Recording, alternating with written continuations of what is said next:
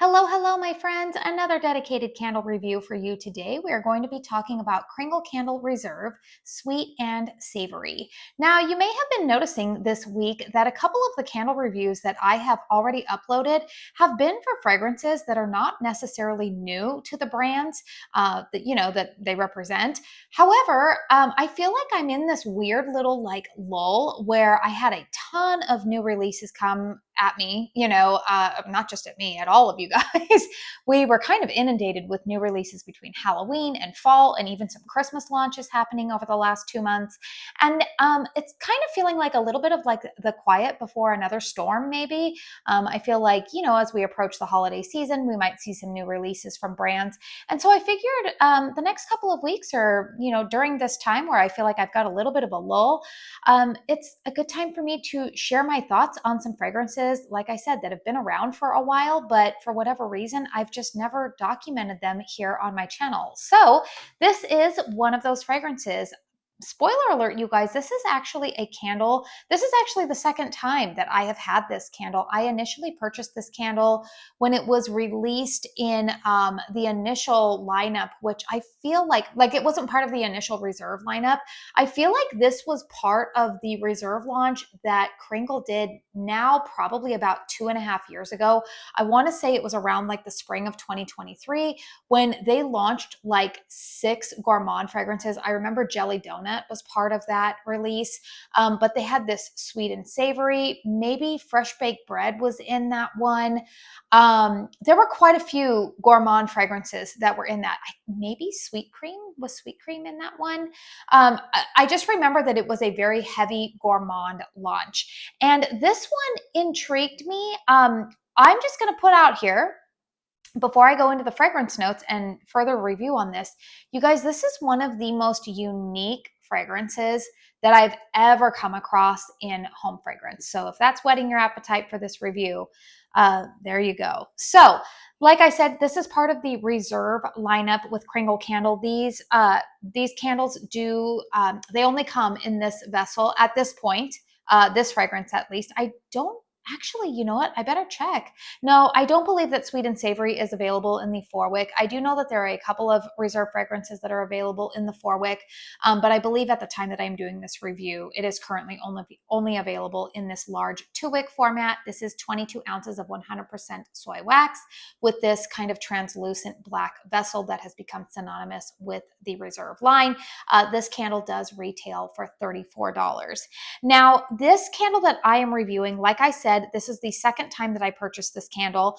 This specific one has a pour date of March 20th, 2024, and I am going to refer to that a little bit later in this review, but if you want to know that, that's that information. Let's go ahead and get into the fragrance notes of this candle. So they are top notes of homemade churned butter, creamy milk, mid notes of nutmeg, cinnamon, baked bread accord, base note of praline woods, sesame seeds, and musk. So you might be wondering, from all of those fragrance notes, what on earth should I expect from this fragrance? Okay, on cold, this fragrance, I've heard a couple of people say like it reminds them of like Fritos or corn chips. I personally don't detect that. However, I can see kind of where some people are getting that fragrance note. To me, you guys, this fragrance, when it is burning, smells an awful lot. It's kind of got some elements of, say, maybe like a molasses or a pumpernickel type of bread. Pumpernickel bread is probably the closest comparison that I would give to this. This is different than their fresh baked bread fragrance, which truthfully, you guys, I actually didn't really like that one. It had a little bit too much of like a yeasty thing going on with it. And I just didn't really love it. I had that in my collection and I did declutter it. This fragrance, I think the sweet and savory aspects are very well balanced because should back it up and say, I think that sweet and savory is a very appropriate name for this candle because it is a bready candle to me, but it's not overly yeasty. And there is an element of it that is sweet, almost like a molasses not ginger, nothing like that, but almost like a molasses bread, which is where I'm going with kind of that pumpernickel bread. Or if you've been to, say, the chain restaurant, the Cheesecake Factory, and they bring out that dark kind of pumpernickel bread, that's kind of what this reminds me of when it is burning. Again, it is a very unique fragrance. I haven't really smelled anything like this in any other candle brands that I have tried. It's definitely a good fragrance. Now, I will say, because it is unique, this is a fragrance that, quite frankly, I have yet to find another candle in my collection that I feel like pairs well with this one. If you like the fresh baked bread, I could see maybe that one being a good pairing for this candle.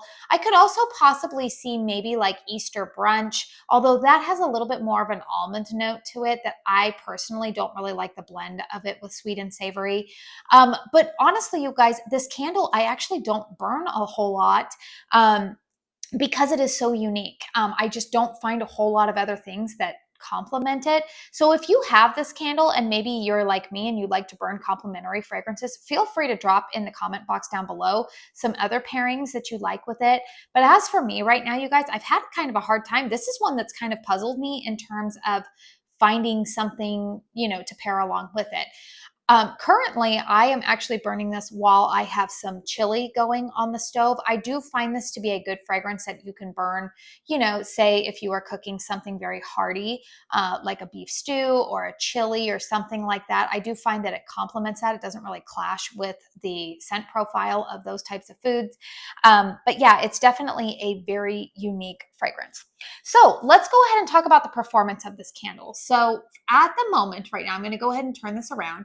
You can see I've got kind of those, like, I would call them low medium performing wicks on this candle. They're not burning as aggressively or as hot as I typically expect from a lot of my Kringle candles. And that is where I'm going to go with referring to the pour date of this specific candle, because like I mentioned, this is the second time I've had this candle. I've actually already burned through one full iteration of this.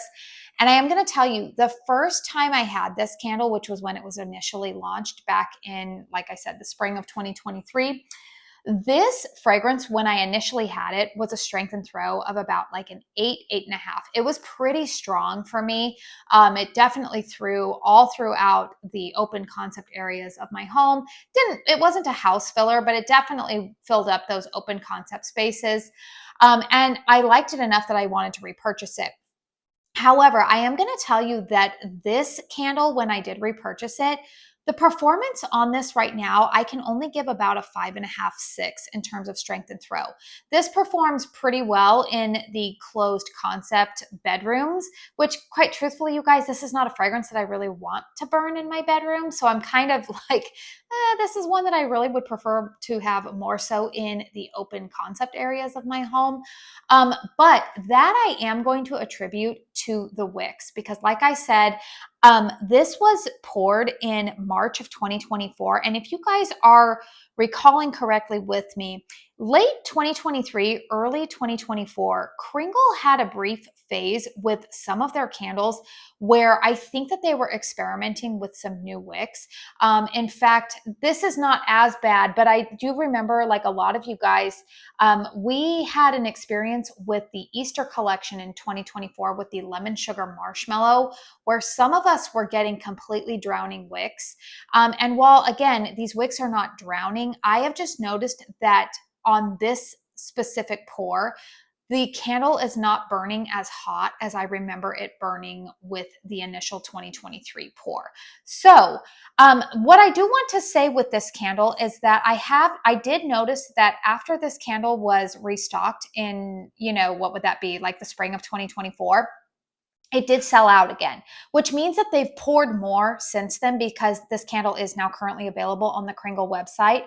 So I believe that if you were to purchase this candle now, you are going to get a more recent pour with probably better wicks than what I am experiencing right now. So my first experience with this candle, I think they probably went back to the wicks that they used the first time. I mean, that would be my hope, because like I said, these wicks are not performing the same as the initial pour. But again, this pour date now is also about a year and a half ago. And I do know that Kringle has made some adjustments since then with their wicks. So that's where I'm going to go with this candle. Truthfully, you guys, I like this fragrance, but I am actually, because of the performance I'm receiving on it with this one, and just the uniqueness of it and the fact that I don't really think of this as being a bedroom fragrance for me, I actually will probably be decluttering this candle. Again, I enjoyed it for a long period of time when it was initially poured. I wouldn't rule out purchasing it again in the future, but just because this particular one, I am not having great strength and throw from it, and I would prefer to burn it in the open concept, I think that I might be moving along from it. But overall, you guys, the fragrance is really neat. If you're looking for something that's definitely more unique, if you like the fragrance of like a pumpernickel bread baking in the oven, then I think that you would really like this candle. So it is currently available on the Kringle website. I do have an affiliate code with Kringle that saves 15%. It is Katie15. That is eligible for a commission, so please only use that if you are comfortable. But yeah, that has been my experience. I was actually really surprised that I had never reviewed this candle because, again, this is one that I've been familiar with now for about 2.5 years.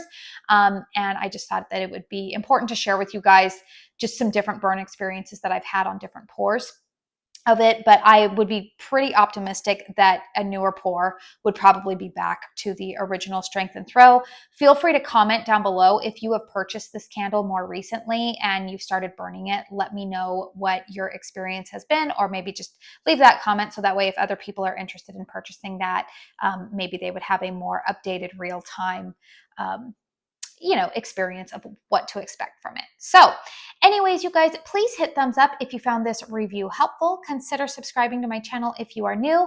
I do want to say thank you so very, very much for spending your time here with me today. And until my next one, I hope you all go out and have a very blessed day. Bye.